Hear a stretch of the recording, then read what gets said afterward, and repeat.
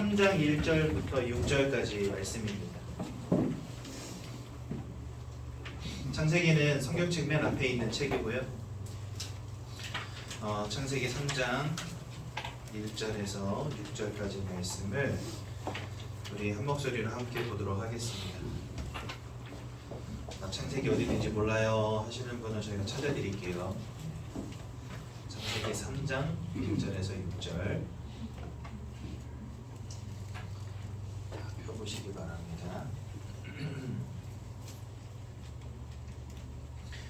창세기 3장 1절에서 6절까지 말씀.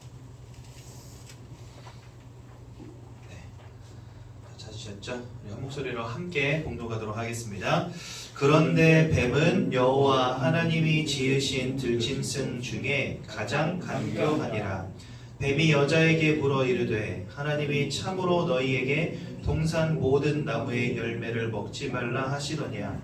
여자가 뱀에게 말하되 동산 나무의 열매를 우리가 먹을 수 있으나 동산 중앙에 있는 나무의 열매는 하나님의 말씀에 너희는 먹지도 말고 만지지도 말라.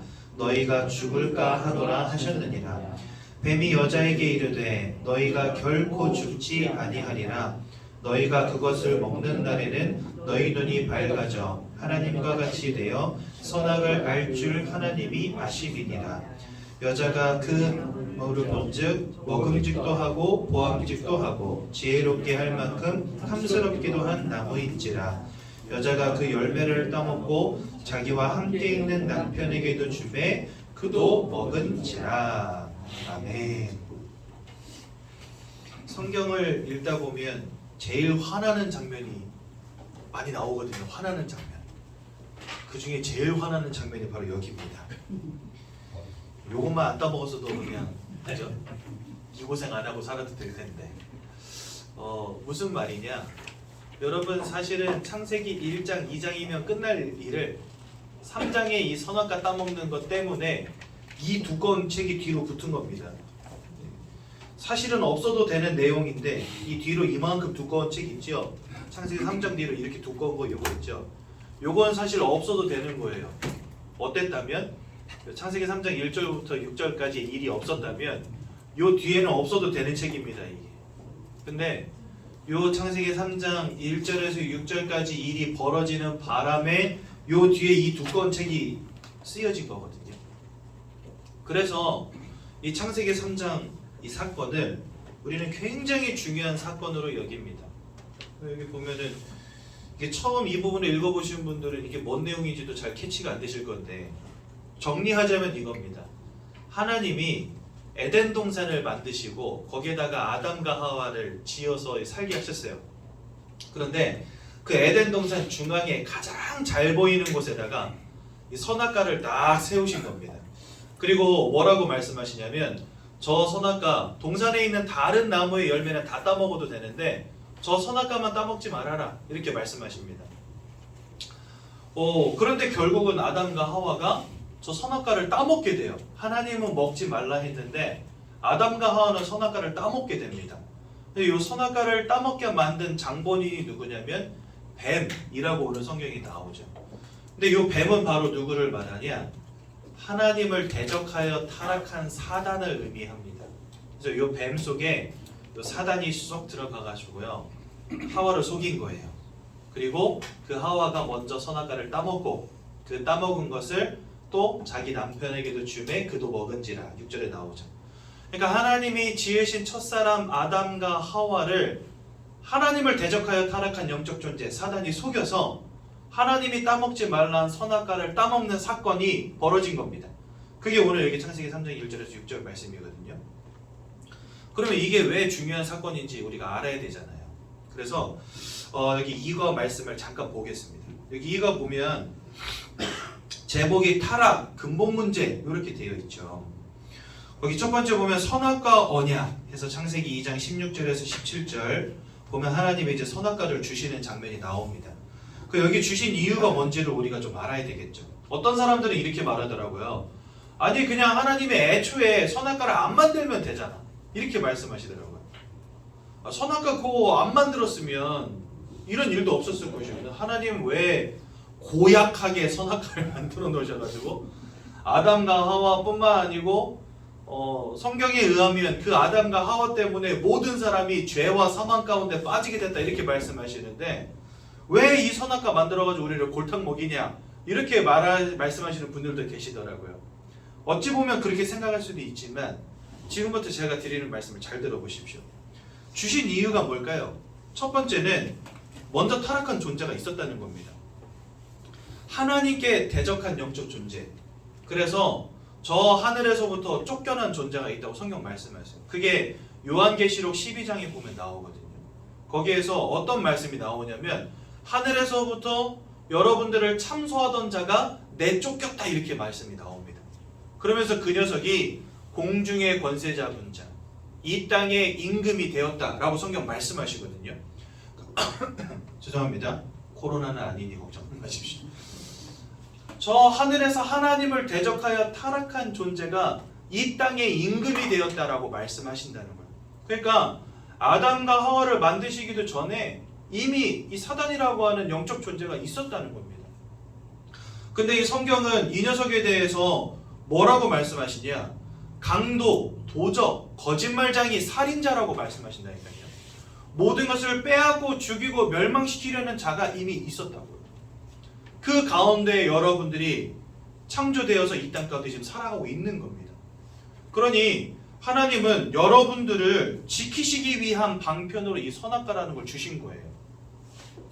하나님이 살아계심과 하나님이 이 땅을 창조하셨음과 하나님이 아담과 하와 너희들을 지으신 하나님임을 기억하라고 동산 중앙에 가장 잘 보이는 곳에다가 딱 세우신 거예요. 언제나 볼 수 있도록 하나님이 계심을 알라고. 그렇게 해서 주신 게 바로 선악과라는 거예요. 그리고 주신 목적은 뭐냐? 하나님을 기억하고 하나님과 함께하는 축복을 누리게 하시려고. 그래서 항상 기억하라고 동산 중앙에다 딱 두신 겁니다. 여러분들 제가 쉽게 이해시켜 드릴게요. 이 땅에도 도둑놈들, 강도, 도적들 많잖아요. 그렇죠? 사기꾼들. 막 택배기사로 가장해가지고 초인종 누른 다음에 문 열어주면 들어가가지고 막 강도짓하고 이런 사람들 많이 있잖아요. 그러니까 부모님들이 밖에 나갈 때 아이들한테 항상 뭐라고 하고 나갑니까? 이상한 사람들한테 문 열어주지 마! 이렇게 말하잖아요. 그러면 그것을 이 아이들을 방에다가 감금시켜 놓으려고 하는 말입니까? 아니면 밖에 있는 나쁜 놈들로부터 우리 아이들을 지키기 위함입니까? 문 열어주지 마! 라고 말했는데 열어주면 어떻게 되죠? 강도에게 사로잡히는 거예요. 그렇죠? 이미 강도가 이 땅 가운데 있기 때문에, 도적이 이 땅 가운데 있기 때문에, 살인자요 거짓말장이가 이 땅 가운데 있기 때문에 하나님은 아담과 하와를 지키심의 방편으로 뭘 주셨냐? 선악과를 주신 거예요. 근데 이 선악과를 어기고 선악과를 범하는 순간 어떻게 되는 겁니까? 문 열어주는 순간 강도와 도적에게 사로잡히는 겁니다. 그래서 하나님은 선악과를 따먹으면 너희가 정령 죽으리라 하셨거든요. 선악과를 어기고 사단 마귀에게 사로잡힌 인생이 결국은 정령 죽는 인생인 거예요. 그러니까 하나님이 선악과 따먹으면 옆에서 이렇게 보고 있다고 어쩌도 선악과 따먹어서 일로와 죽어! 이게 아니고 선악과를 범하여서 그 인생이 사단에게 사로잡힌 바 되는 것, 그것이 곧 사망이라는 겁니다. 우리 아이들이 문 열어주지 마 했는데 문을 열어주는 그 순간이 강도와 도적에게 사로잡히고 사망 가운데 빠지는 순간이 되는 거예요. 그게. 그래서 하나님이 선악과를 주신 이유가 뭐냐면 우리를 지키시기 위함이다. 그 목적을 가지고 하나님 주셨다는 거예요. 근데 안타깝게도 인간이 타락하게 되었죠. 첫 번째로 사단이, 이게 사단이라고 하는 존재는요 원래 하나님이 지으신 천사입니다. 어떤 사람은 뭐 사단도 하나님이 지으신 거 아니냐 이렇게 말하는 사람도 있더라고요. 그 틀린 말입니다. 하나님은 처음부터 사단을 창조하신 적이 없어요. 하나님은 천사를 창조하셨어요. 근데 이 천사가 교만함 때문에 타락하게 됩니다. 여기 성경에 보면 에스겔서 28장 12절에 13절에 아름답고 지혜로운 존재로 하나님 처음부터 창조하셨습니다. 그런데 에스겔서 28장 17절과 이사야서 14장 13절에 14절에 보니까 교만하여집니다. 뭐라고 말하냐면 내가 무별 위에 내 자리를 높이리라. 그리고 지극히 높은 자와 내가 비길이라. 지극히 높은 자가 누굴까요? 하나님이세요. 그러니까 내가 하나님과 비길이라 이렇게 말하게 됩니다. 누가요? 이 천사가, 하나님 지으신 천사가. 그러니까 결국은 하나님께 대적하였다가 계시록 12장 9절에 땅으로 내쫓기게 됩니다. 그때부터 어떤 존재가 되었냐? 도적, 강도, 모든 사람을 빼앗고 죽이고 멸망시키는 존재, 광명의 천사로 가장하여 속이는 존재, 거짓을 전하는 존재, 모든 것을 죽이는 존재 되었다라고 성경 말씀하십니다. 그리고 창세기 3장 1절에서 6절에 하나님 지으신 첫사람 아담과 하와를 유혹하여 타락하게 만든 것입니다.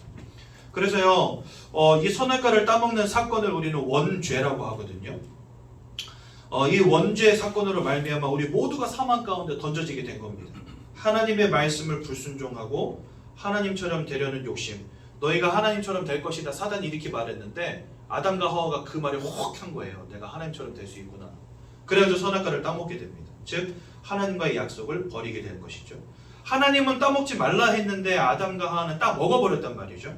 그래서 하나님의 약속을 불신앙, 불순종하고 버린 결과가 된 겁니다. 그 결과가 뭐냐? 하나님과의 단절입니다. 사람은 하나님과 함께할 때 행복한 존재로 만들어 두셨는데 그 하나님을 잃어버리는 사건 속에 빠진 거예요. 물고기가 물을 떠난 것처럼, 나무가 땅에서 뿌리 뽑힌 것처럼 하나님과 함께 되는 인생이 하나님을 잃어버린 인생으로 타락하게 버린 겁니다. 그래서요, 사실은 이것이 모든 것을 잃어버린 것과 마찬가지죠. 물고기가 물을 잃어버렸다. 그게 모든 걸 잃어버린 거 아닙니까? 나무가 땅에서 뿌리 뽑혔다. 그게 모든 걸 잃어버린 것과 마찬가지인 거죠. 하나님을 잃어버린 인생이 결국은 모든 걸 잃어버린 인생이 되는 것입니다. 즉 사망 상태 가운데 빠지게 되는 겁니다. 그래서 로마 3장 23절에 보니까 하나님의 영광에 이르지 못하게 되고, 에베소서 2장 1절에 이 죄 때문에, 원죄라고 하는 이 죄와 허물로 인하여서 죽었던 너희를 살리셨도다 이리 되어 있거든요. 그러니까 우리가 죽게 되었다는 겁니다. 결론, 근본 문제는 모든 문제의 시작이다. 그래서 오늘 이 창세기 3장 1절부터 6절, 이게 모든 문제의 시작이라는 거예요. 요것 때문에 하나님이 그리스도를 보내주시겠다라고 말씀하셨고, 하나님을 떠나서 사단마귀에게 붙잡힌 채 영적으로 마음과 생각의 문제로, 삶과 육신의 문제로 고통당하며 무너지며 실패할 수밖에 없는 인생을 우리가 일평생 살아갈 수밖에 없게 된 것이고, 그런 우리를 구원하시기 위해서 예수님 이 땅에 오시고 우리를 위해서 죽으시고 우리를 위한 구원을 완성하셨다. 그것을요 설명하시기 위해서 쓴 책이 이게 뭐냐? 그 창세기 3장 뒤로 요한계시록까지 그 모든 내용들이 바로 그것입니다. 예수를 보내서 너희를 구원할 거야. 그러니까 원래는 없어도 되는 책인 거예요. 창세기 3장 뒤로는. 그죠? 근데 이 근본 문제, 모든 문제의 시작이 된 이 문제 때문에 사실은 하나님이 그 뒤로 모든 성경들을 다 기록하게 된 거죠. 그래서 여러분, 우리는 이 문제를 인생의 근본 문제라고 합니다. 내가 타락하고 내 인생에 내가 원치 않는 문제들, 내가 내 힘으로 해결할 수 없는 불가항력적인 어려움들, 고통들, 따를 수밖에 없는 인생으로 타락하게 된 결정적인 계기가 바로 이거라는 거예요. 많은 사람들 착각합니다. 인생은 원래 힘든 거야. 여러분, 인생은 원래 힘든 인생이 아니었다니까요. 하나님이 원래 지으신 인생은 그렇지 않았어요. 그런데 이 근본 문제를 인하여서 모든 인생이 고통 가운데 빠지게 된 겁니다. 여러분들이 운이 나빠서도 아니고, 부모님을 잘못 만나서도 아니고, 남편과 아내를 잘못 만나서도 아니고, 좋은 기회를 놓쳐서도 아니에요. 여러분들이 인생의 고통과 문제와 근심거리와 어려움이 계속해서 따르는 이유는 하나님을 잃어버린 채 강도와 도적의 무리에게 사로잡혀버린 인생이 되었기 때문이라고 성경 말씀하신다는 겁니다. 그래서 오늘 저와 함께 이 성경이 말씀하시는 구원의 길기, 복음의 그 말씀을 함께 나누시면서 내가 누구인가를 발견하는 귀한 날 되시면 좋겠고, 왜 내가 예수 그리스도 붙잡지 않으면 안 되는가, 여기에 대한 결론을 내리는 귀한 날 되시기 바랍니다. 성경은요, 하나님께서 사람을 창조하셨다라고 말씀하십니다.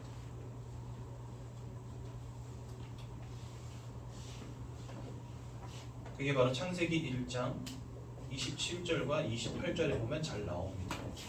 창세기 1장 27절에는요, 하나님의 형상을 따라 우리를 창조하시고, 그러니까 우리 땅의 흙으로 우리의 모양을 빚으신 다음에 그 코에다가 생기를 불어넣으니 살아있는 영이 되었다, 즉 생명이 되었다, 이렇게 성경 말씀하시거든요. 즉 우리는 육신을 가진 존재, 마음과 생각을 가진 존재이면서 동시에 영혼을 가진 영적 존재를 하나님 지으셨다는 겁니다. 그래서 살아있는 영, 생명이 되었다, 이렇게 말씀하시는 거예요. 우리를 하나님이 영적 존재를 지으셨다는 거죠. 아멘. 그래서 여러분들 사람만 특이하게 영적 행위를 합니다. 여러분들 지금 이 시간에도 여기 나와서 지금 말씀 듣고 계시잖아요. 그렇죠? 여기 뭐 개, 돼지, 소, 고양이 이런 동물들이 오겠습니까? 걔네들은 죽어도 깨어나도 여기 올 이유가 없습니다. 그렇죠? 근데 사람들은 그냥 희한해요. 뭐 저 깊은 산 속에 있는 절도 찾아가고, 그렇죠? 그다음에 우리 천주교 성당도 가고, 그다음에 기독교 교회도 오고, 가서 뭐 합니까? 뭔가 들어, 말씀을 듣고, 그다음에 하나님께 혹은 부처님께 기도하기도 하고, 이런 영적 행위들을 다 합니다. 사람들은요. 왜요? 영적 존재이기 때문에 그런 거예요. 영혼을 가진 영적 존재이기 때문에 영적인 행위를 한다는 거예요. 저 아마존, 밀림 이런 오지에는요, 뭐 교회, 성당, 절 이런 거 없습니다. 근데 거기에서도 영적 행위를 해요, 사람들이요. 어떤 영적 행위 하는지 아십니까? 뭐 주술사들 혹은 무당들 있다니까요. 그래가지고 막 사람들 병 고치고 막 귀신 쫓고 하는 일들을 저 아마존 밀림에 사는 사람들도 한다는 거예요. 그 뭘 의미하죠?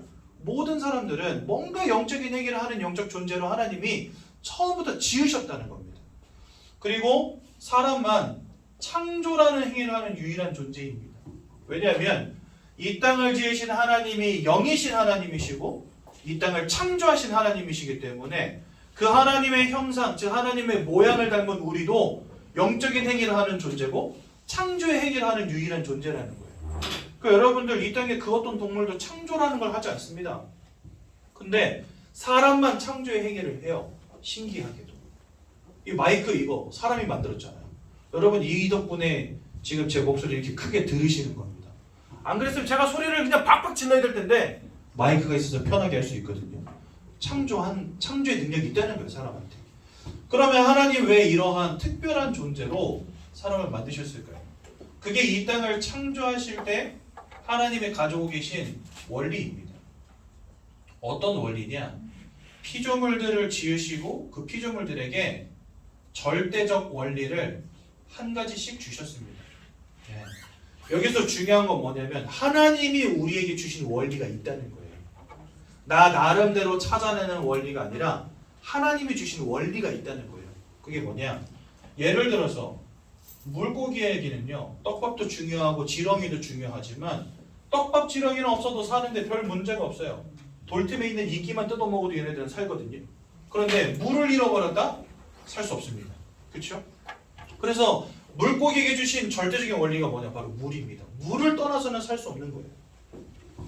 나무는 땅에다가 뭘 내리고 살아야 됩니까? 뿌리를 내리고 살아야 됩니다. 그렇죠? 뿌리가 없는 나무는 살 수가 없어요. 땅속에다 뿌리를 내리고 살아야 됩니다. 그리고 새들은 어떻습니까? 저 공중을 날아다녀야 됩니다. 그래서 날개 꺾인 새는요 살 수 없어요. 죽은 거나 마찬가지입니다. 여러분들 물고기가 물 밖에 나와 있다 무슨 생각 드세요? 아유 쟤 목마르겠다 이런 생각 드십니까? 저건 필히 죽었구나 이렇게 생각하시죠. 나무가 뿌리 뽑혀 있다 어떻게 생각하십니까? 저건 글렀다 이렇게 생각되죠. 그렇죠? 새가 날개가 꺾여 있다 아이고 저거 죽겠구나 싶죠. 그러니까 이 절대적인 원리는 뭐냐? 우리의 생명과 관련된 거라는 거예요. 생명. 과연 우리가 생명을 계속해서 유지해 나갈 수 있느냐? 우리가 삶을 이어갈 수 있느냐 하는 것과 연결된 게 바로 절대적 원리라는 겁니다. 그럼 여러분 사람에게 주신 절대적 원리는 뭘까요? 어떤 사람은 돈이 생명보다 중요하고 어떤 사람은 사랑이 생명보다 중요하고 어떤 사람은 건강이 생명보다 중요한 사람도 있습니다. 하지만 모든 사람들에게 다 적용되는 절대적 원리는 아니죠. 어떤 사람은 돈에 초연하기도 하고 어떤 사람은 태어날 때부터 불구로 태어난 사람도 있어요. 어떤 사람은 태어날 때부터 뭐 천식 이런 기저질환을 가지고 태어나는 사람도 있다니까요. 그렇죠? 그러니 이게 어떻게 절대적인 원리가 될 수 있겠습니까? 어떤 사람에게는 특별한 경우에 원리가 될 수도 있겠지만 모든 사람들에게 공통되게 적용되어지는 원리는 될 수 없다는 거예요. 그리고 더 중요한 거, 이러한 것들은 우리 스스로가 찾아내는 원리일 뿐 하나님이 처음부터 우리에게 주신 원리는 아니라는 거죠. 그러면 이런 돈과 사랑과 건강이 아닌 하나님이 처음부터 우리에게 주시는 원리가 뭐냐? 이게 중요하다는 겁니다. 성경은 뭐라 말씀하시냐? 하나님을 알고 하나님과 함께할 때 생육하고 번성하며 땅에 충만해져서 모든 것을 정복하고 다스리는 축복이 오게 된다고 성경 말씀하시거든요. 즉 우리를 영적 존재로 지으신 이유가 뭐냐? 하나님과 함께하며 이 땅 가운데에서 최고의 행복과 축복을 누리라고 하나님 우리를 영적 존재로 지으신 거예요. 영이신 하나님을 알고 영이신 하나님과 함께할 때 행복한 존재, 영이신 하나님과 함께할 때 최고의 축복과 만족과 기쁨을 누리는 존재로 하나님 만드신 겁니다. 여러분들 혹시 그거 아세요? 엔돌핀이라는 거 아세요? 어르신들은 잘 모르시겠죠. 호르몬의 일종입니다. 근데 이 엔돌핀이 몸 안에서 분비가 되면 막 사람이 굉장히 기뻐지고 마음이 업되고 마음이 막 행복해지고 이런 호르몬이거든요. 그런데 이 엔돌핀보다 1000배, 10,000배 강력한 호르몬이 있어요. 그 혹시 이름 아시는 분 계십니까? 갑자기 생각이 안 나는데. 다이돌핀? 다이돌핀입니까? 엔돌핀보다 1000배, 10,000배 효력이 강력한 호르몬이 있는데 그 다이돌핀이라고 해요. 그런데 이 다이돌핀은 언제 분비되는지 아세요? 내 마음에 큰 감동이 있을 때 이게 분비가 돼요. 예를 들어서 여러분들 왜 그런 사람들 있잖아요. 극장이나 음악 같은 거 이렇게 듣다가 거기서 막 눈물 막 흘리면서 막 우는 그런 경우들 있잖아요. 음악에 엄청 감동받으면 사람이 그렇게 되거든요. 그때 다이돌핀이 분비가 된대요. 근데 여러분 우리가 근본적으로 언제 이 다이돌핀이 막 분비가 되냐면 하나님께 예배하고 찬양하고 그 속에서 기쁨을 누릴 때 이게 막 분비가 돼요. 그러니까 여러분 우리가 하나님과 함께하는 것 속에 있는 것 자체가 우리에게는요 굉장한 에너지가 된다는 거예요. 영적 존재인 사람에게. 그래서 여러분들 사람이 이 영적 존재인 사람이 영이신 하나님을 잃어버리는 것, 이것은요 인생에서 가장 중요한 퍼즐 하나가 빠져있는 것과 똑같은 거예요. 무슨 말인지 이해가 되시죠? 그래서 우리는 이것을 뭐라고 하냐? 창조의 원리라고 합니다. 원래부터 하나님이 여러분들을 지으실 때 주신 절대적인 원리가 있는데 그게 뭐냐? 하나님을 알고 하나님과 함께 해야만 된다는 겁니다. 그런데 어느 날 이 중요한 하나님과 함께하는 축복을 잃어버리는 어마어마한 끔찍한 일이 벌어집니다. 그게 오늘 읽은 창세기 3장 1절에서 6절 말씀입니다. 사단에게 이것을 우리 근본 문제라고 말씀드렸죠. 하나님과 함께 되는 인생이 사단에게 속아버렸어요. 그래서 뭐 하게 됐냐? 하나님 따먹지 말라는 선악과를 따먹는 원죄를 범하게 되고 그 결과로 하나님을 떠나는 문제 가운데 빠지게 됩니다. 여러분들 여기서 우리가 진짜 집중해서 봐야 될 단어는 사단도 아니고 원죄도 아닙니다. 뭐냐? 하나님을 떠나 이 부분입니다. 왜요? 우리에게 주신 절대적인 원리는 하나님과 함께하는 건데 그 하나님을 떠나버렸다니까요. 그래서 하나님을 잃어버린 것 자체가 사망이고 왜요? 물을 잃어버린 물고기가 사망이니까 땅에서 뿌리 뽑힌 나무가 사망이니까 공중을 잃어버린 새가 사망이니까 하나님을 잃어버린 것 자체가 사망이라는 거예요. 그래서 여러분들 하나님을 떠난 이 문제, 이것이 여러분들 인생에 있어서 가장 중대한 근본적 문제라는 겁니다. 아니 사업을 하다가 돈을 좀 잃어버릴 수는 있어요. 근데 돈은 나중에 다시 벌면 돼요. 잃어버렸으면. 여러분들 많이 봤습니다. 다시 일어서시더라고요. 희한하게도. 여러분들 큰 사업하다가 망했어도 입에 풀칠하는데 문제는 없습니다. 막노동탕에 가서 굴러도 되고요. 그죠? 알바 뛰면 되고요. 사람이 돈을 잃어버리면 다시 벌면 그만입니다. 그런데 하나님을 잃어버린 문제는요. 해결이 안 돼요. 공부를 열심히 한다고 돈을 많이 번다고 해결되는 문제가 아니거든요. 그래서 절대 해결 불가능한 인생의 근본 문제인 것입니다. 건강이 좀 나빠져도요. 하나님 만나야 됩니다. 그래야 우리는 삽니다. 그렇죠? 하나님을 잃어버린 것이 인생의 가장 큰 문제지, 내가 좀 사업이 실패했어요, 몸이 좀 건강이 나빠졌어요, 사랑하는 사람이 나를 떠나갔어요. 인생의 중요한 문제이긴 하지만 하나님을 잃어버린 문제보다 큰 문제가 아니라니까요. 왜냐? 이 하나님 떠난 문제는 사망과 직결되기 때문에 그렇습니다, 여러분. 저는 목사님 뻘뻘거리고 잘 살아야 되는데 왜 자꾸 사망 그러십니까? 성경에 보니까 아주 재미있는 말씀이 나와요. 어떤 게 나오냐? 아담과 하와가 선악과를 따먹은 다음에 하나님이 아담과 하와를 에덴 동산에서 쫓아내시거든요. 그때 하나님이 한 가지 하신 일이 있어요. 그게 뭐였냐? 생명나무로 가는 길목에다가 불칼을 두셨다, 이렇게 되어 있습니다. 그래서 아무도 생명나무에 접근하지 못하게 막아버리세요. 그러면 그 전에는 생명나무로 가는 길이 열려 있었다는 거죠. 생명나무로 가는 문이 열려 있었다는 건 뭐죠? 그 열매를 계속해서 따 먹으면 죽지 않고 영원히 살았다는 겁니다. 그래서 여러분들, 아담과 하와는 원래 죽지 않는 존재였어요. 생명나무를 통해서 계속해서 영원히 살 수 있는 존재였다니까요. 그런데 하나님이 그 생명나무로 가는 길을 막아놓으셨어요. 그 말은 뭐죠? 이제 사람이 필히 죽게 되는 겁니다. 그러니까 우리가 죽지 않아도 될 존재였는데 죽게 된 거예요. 언제부터요? 이 근본 문제가 터진 후부터. 그게 바로 첫 번째 사망입니다. 그래서 히브리서 9장 27절을 보니까 사람이 한 번 죽는 것은 정하신 것이요, 근본 문제 이후에 사람이 한 번 죽는 것은 정하게 된 겁니다. 여기에 천년만년 사실 분 있습니까? 아니에요. 언젠가 한 번은 다 가야 됩니다. 그렇죠? 그래서 그게 바로 육신의 사망, 첫 번째 사망입니다. 그럼 여러분, 두 번째 사망은 뭘까요? 하나님과 함께하는 축복 가운데 있었는데 살인자, 거짓말쟁이, 강도, 도적, 천하를 꿰는 자, 광명의 천사로 자신을 가장하여서 사람을 사기치고 속이는 자, 이 녀석에게 우리의 영혼과 생각과 마음과 삶과 육신이 완전히 사로잡힌 상태 가운데 떨어진 거예요. 그게 바로 뭡니까?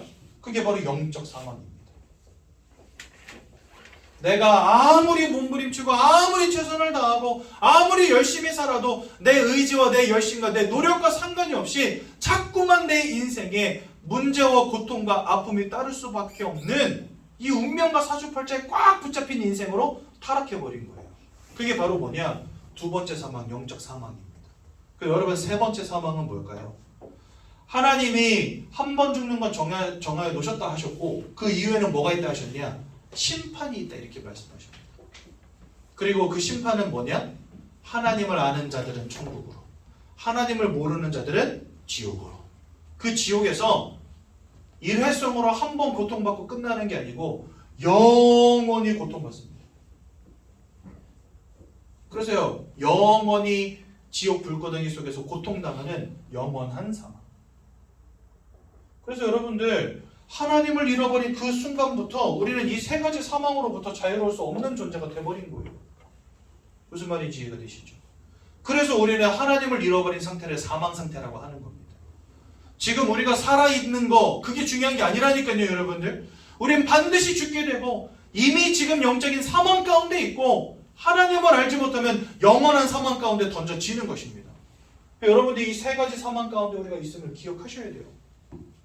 그래서 하나님을 잃어버린 게 바로 이 사망입니다. 사망 가운데 있는 우리의 인생이 어떻게 고통 가운데 던져지게 되었습니까? 첫 번째 보니까 요한복음 8장 44절, 너희는 너희 아비 마귀에게서 났으니 세상 말로는 운명과 사주팔자에 사로잡힌 인생이 되었다는 겁니다. 제가 지난주 목요일 날 저 시와에 있는 한 공단에 있는 한 업체에서 가서 복음 전하고 세 분이 예수님을 만나는 그런 일이 있었는데, 거기에 한 분이 아주 심각한 문제 가운데 있더라고요. 이유가 뭐냐니까 그 어머니가 하루가 멀다 하고 맨날 무속인을 찾아가는 거예요. 점치고 굿하고 부적 쓰다가 막 붙이고 막 이런 일들을 맨날 하시는 거예요. 근데 그 아드님인데 상태가 굉장히 많이 안 좋아요. 근데 여러분, 그거 아십니까? 계속해서 뭐 점치고 굿하고 하는 것들, 이게 뭔가 우리 인생을 막아주고 뭔가 축복을 불러오는 것 같죠? 아니에요. 그게 바로 사단에게 사로잡힌 채 거기에 노예 생활하고 있는 증거입니다. 여러분들 이제 새해가 밝았잖아요. 많은 사람들 다 점집 찾아갑니다. 가서 뭐 합니까? 올해에는 나에게 뭐 악재가 없는지, 뭘 조심해야 되는지, 물을 조심해야 되는지, 불을 조심해야 되는지, 또 만약에 뭐 사업을 한다면 뭘 해야 되는지, 이사를 간다면 어느 방향으로 가야 되는지, 사람들 이거 물어보고 다닌다니까요. 왜요? 행복하고 싶으니까, 성공하고 싶으니까. 근데 여러분, 성경은 우리에게 말씀하십니다. 이 운명과 사주팔자를 가지고 여러분들의 인생을 사로잡은 자가 있는데 그 녀석의 이름이 바로 마귀라는 거예요. 그런데 요한복음 8장 44절에 이 마귀를 거짓말장이요 살인자라고 표현해 두고 계십니다. 요한복음 10장 10절에 뭐라 말씀하시냐? 강도라고 표현해 놨습니다. 계시록 12장 9절에 뭐라고 말씀하시냐? 천하를 꿰는 자라고 되어 있습니다. 맞습니다, 여러분. 여기 꿰는 자, 이거는 저기죠. 꼬챙이로 꿰는 자죠. 여기 속이는 자고. 여러분, 사단은 이런 존재입니다. 그런데 이런 녀석에게 우리가 지금 운명과 사주팔자로 사로잡혀 있다는 겁니다, 영적으로. 그러면서 그 속에서 자꾸 뭐하게 하냐? 우상 숭배하게 합니다. 예전에 여러분 토요 미스테리라는 프로 혹시 아시나요? 아주 젊은 친구들은 잘 모를 텐데 저희가 고등학교 2학년, 3학년 요때 이제 방영하던 프로거든요. 제가 고등학교 2학년, 3학년이면 지금으로부터 약 25, 6년 전입니다. 그러니까 우리 젊은 청년들은 잘 모르겠네. 근데 그 토요 미스테리라는 그 프로에서 어떤 게 나왔냐면 이게 나온 거예요. 아버님이 돌아가셔서 장사를 지낸 겁니다. 근데 아버님이 돌아가시고 난 다음에 한 반년 정도가 지났는데 갑자기 자기 아들이 아무 이유도 없이 못 걷는 거예요. 근데 일어나질 못하는 거예요. 걷지를 못하는 거예요, 아이가. 그래서 병원에 가서 뭐 다 해봤는데 뭐 다 해봐도 병명도 안 나오고 왜 그런지도 모르겠고 그래가지고 뭐 좋다는 약 다 먹여보고 했는데 막 침도 맞아보고 했는데 안 되는 거예요, 이게. 근데 결국은 아저씨가 어딜 찾아갔냐? 점집을 찾아간 거예요. 점집을 찾아갔더니 무당이 뭐라고 말하냐? 가서 아버지 무당 그 무덤을 파봐라 이렇게 된 겁니다. 그러니까 이분이 이제 그 무당 말을 듣고 무덤을 파본 거죠. 무덤을 파봤더니 어떤 일이 벌어졌냐면 나무 뿌리가 관짝을 뚫고 들어온 거예요. 나무 뿌리가 관짝을 뚫고 들어와서 어디를 찌르고 있냐? 아버지 옆구리를 이렇게 파고 들어가 있는 거예요. 나무 뿌리가. 그래가지고 이 아버지가 화가 나서 지금 손주를 못 걷게 했다는 거예요.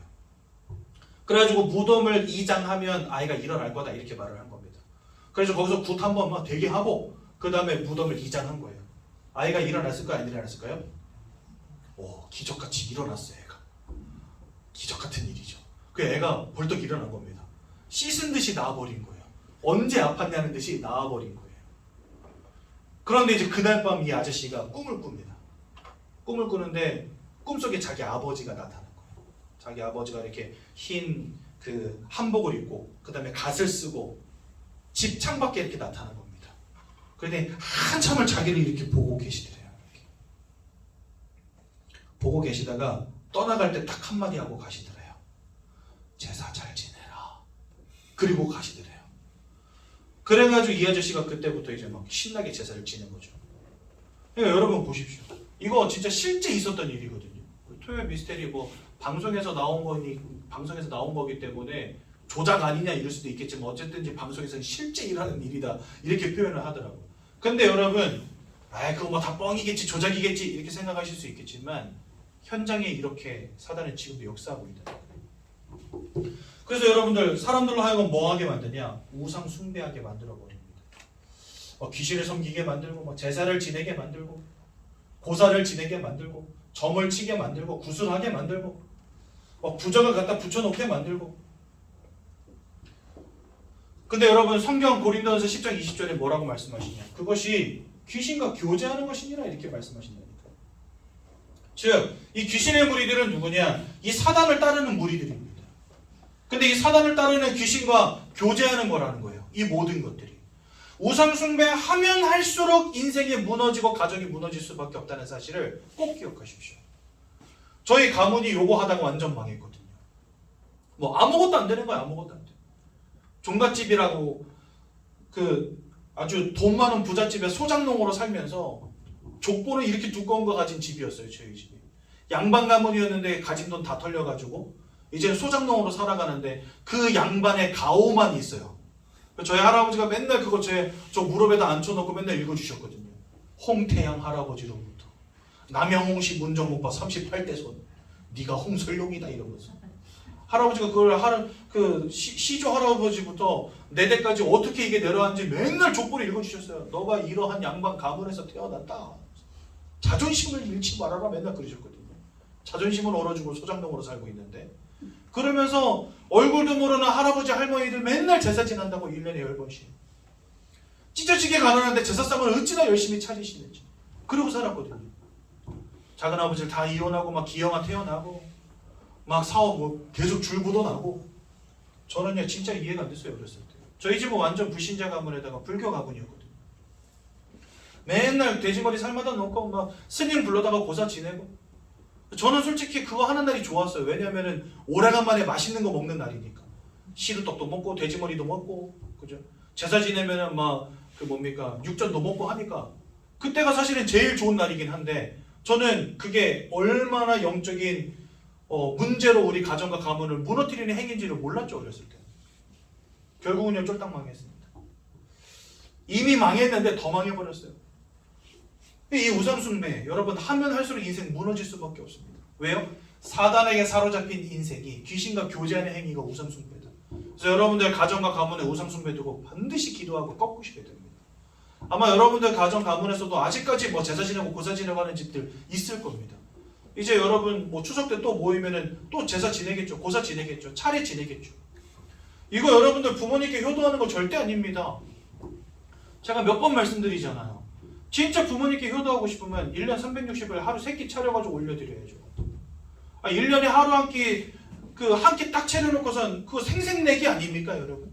그 효도한다고 말할 수 있습니까? 진짜로요? 돌아가신 날 밥 한 상 차려드리는 게 그게 효도입니까?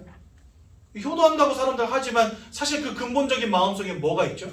이거 안 하면 가정 가문 절단 날까봐 무서워서 하고 있는 거예요 사실은. 허리가 끊어져 아플 것 같아도 전 뒤집어야 되는 거예요. 왜요? 안 했다간 절단 나니까. 여러분 그건 효도가 아니죠.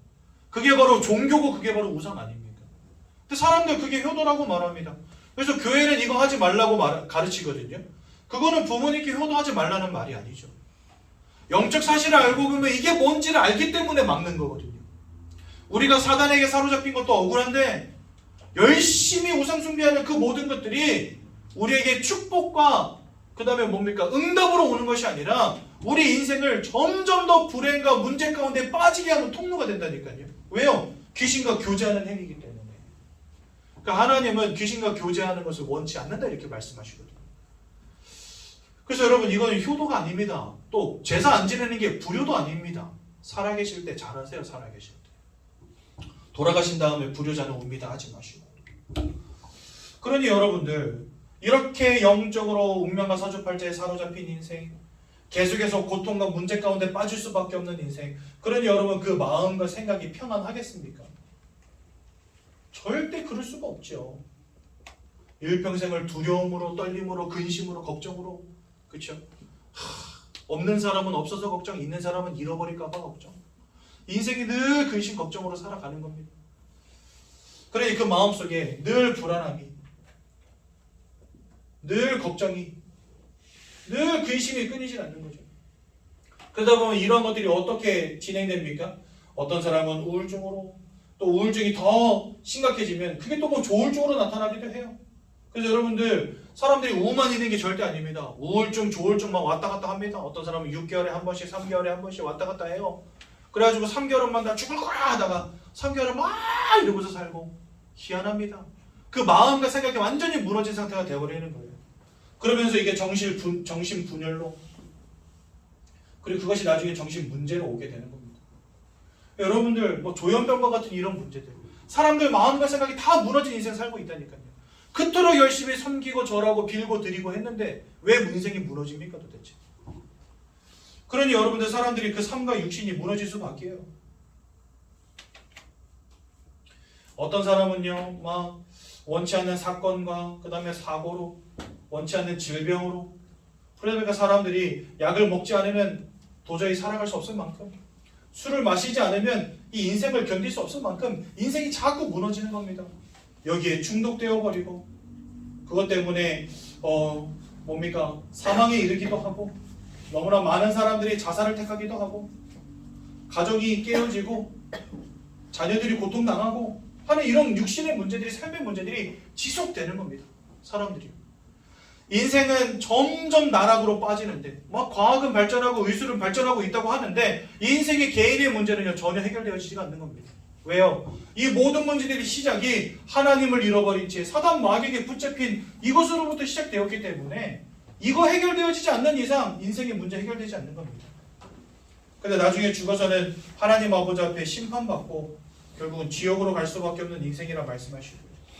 더 큰 문제는 뭐냐? 여러분들의 후대도 여기서 자유로울 수 없다는 사실. 그러니까 여러분들 보십시오. 인생이 하나님과 함께하는 축복 가운데 있었다면 됐을 것인데 이 축복을 이 근본 문제 3가지로 인하여서 다 잃어버리고 지금은 6가지 인생의 문제 가운데 다 빠지게 된 것입니다.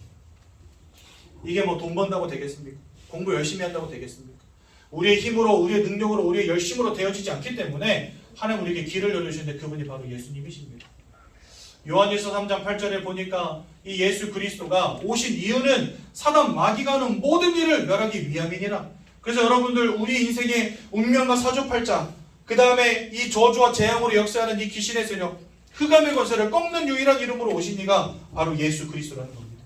그래서 예수님은 사단을 이기신 참된 왕. 로마서 8장 1절에서 2절에 보니까 예수 안에 있는 자는 결코 정죄함이 없나니 더 이상 죄인이 아니라는 겁니다.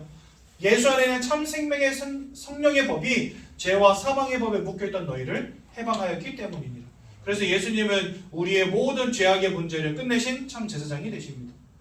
요한복음 14장 6절에 보니까 내가 곧 길이요 진리요 생명이니 하나님을 떠나버린 너희가 나를 통하지 않고는 아버지께로 올 자가 없느니라.